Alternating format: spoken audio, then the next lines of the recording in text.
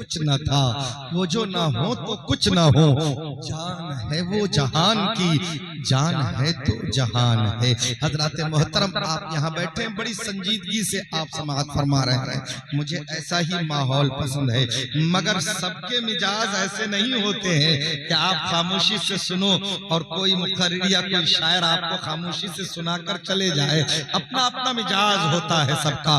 मेरा मिजाज ये है कि आप खामोशी से सुनो, लेकिन किसी का मिजाज ये होता है कि आप दरमियान में सुभान अल्लाह भी कहा करो, दरमियान में माशा अल्लाह भी कहा करो, दरमियान में अपने जज्बात का इजहार भी किया करो कि हाँ हम बेदार हैं, आपकी बातें सुन रहे हैं और आपकी बातों से हमें मजा आ रहा है और आपकी बातें सुनकर हमें अच्छा लग रहा है। क्यों ना अच्छा लगे, मुस्तफा का जिक्र हो रहा है, खातमे पैगंबरा का जिक्र हो रहा है, उस नबी का जिक्र हो रहा है जिस नबी के सदक़े में ये कायनात बनाई गई है। अल्लाह अकबर। मुसलमानों, मैंने एक वाकया पढ़ा था, बड़ा हसीन वाकया, बड़ा खूबसूरत वाकया। यमन का एक बादशाह था, यमन का एक बादशाह था। नबी करीम जनाबे मुहम्मदुर रसूलुल्लाह सल्लल्लाहु अलैहि वसल्लम की आमद से 1000 साल पहले, मुस्तफा की आमद से 1000 साल पहले का ये वाकया है। यमन का बादशाह, जिसको मेरे ख्याल से जिसका नाम तुब्बे अव्वल कहा जाता है या तुब्बे सानी, हजरत मोहतरम बड़ा अजीम बादशाह था, बड़ा ज़हीन बादशाह था। वो सफर कर रहा था, अपने लोगों के साथ सफर पर निकला। उसकी एक आदत थी, जब वो सफर पे निकलता था तो अपने साथ बड़े बड़े दानिश्वर और बड़े बड़े आलिमों को अपने साथ ले लिया करता था और उस पूरे काफिले को साथ लेकर चला करता था। वो काफिला यमन से चला है और यमन से चलते हुए मदीने के जानिब रवा दवा है। एक जगह लोगों ने वहां पड़ाव किया उस बादशाह के साथ और उस बादशाह का काफिला वहां ठहरा, जहां पर चश्मे भी हैं, पेड़ पौधे भी नजर आ रहे हैं। तो वहां बादशाह ने कहा ये जगह अच्छी है और यहाँ पर पड़ाव किया जाए, यहाँ पर ठहरा जाए। हज़रात मोहतरम, तारीख में है कि उस बादशाह के साथ तकरीबन 400 उलमा की जमात थी, 400 आलिमों की जमात उनके साथ थी। ठहर गए और ठहरने के बाद रात के सन्नाटे में कुछ उलमा टहलने के लिए निकले तो देखा, नजर पड़ी एक जगह है जहां पे नूर निकल रहा है, जहां पे नूरानी शुआएं निकल रही है।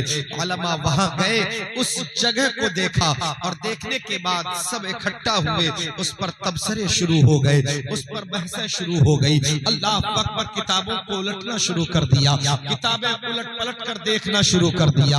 मुस्तफा की आमद से 1000 साल पहले का ये वाकया है। उलमाए किराम मुत्तफिक होकर बैठे और किताबें उलटते रहे, पलटते रहे, इस पर बहसो मुबाहिसा होता रहा, आपस में गुफ्तगू होती रही। आखिर में बहसो मुबाहिसे में नतीजे पर पहुंचा कि ये जो नूर निकल रहा है, ये जो नूर निकल रहा है, ये जो नूर की शुआएं निकल रही है, ये जो खित्ते अर्द यहाँ का चमक और दमक रहा है, ये वजह ये है कि नबी आखिरुज़्ज़मा यहाँ तशरीफ लाने वाले हैं। अल्लाह अकबर, नबी आखिरुज़्ज़मा की तशरीफ आवरी होने वाली है। तमाम उलमा इस पर मुत्तफिक हो गए।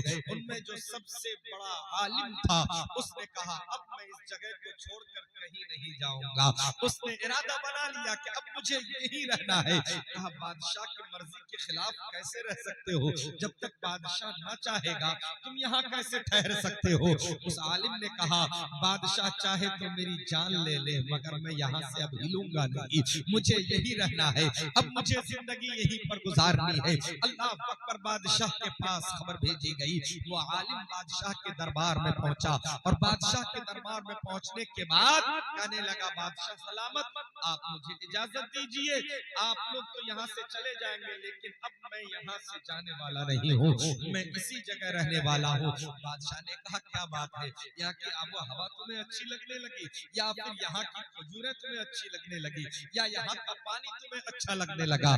खजूरें भी अच्छी है यहाँ की, यहाँ का आबो हवा भी अच्छा है, यहाँ के पानी भी, यहाँ का पानी भी अच्छा है, लेकिन मेरे रहने की वजह ना तो खजूरें हैं, ना पानी है, ना यहाँ की हवा है, बल्कि रहने की वजह यह है कि ये वो खित्ते अर्द है, ये वो जमीन है, ये वो जगह है जहां पर नबी आखिरुज़्ज़मा तशरीफ लाएंगे। अल्लाह अकबर। इसी ही वजह है कि अब मैं यहाँ से जाऊंगा नहीं। अल्लाह अकबर। उसने कहा तुम्हें कैसे मालूम कि यहाँ नबी आखिरुज़्ज़मा आएंगे?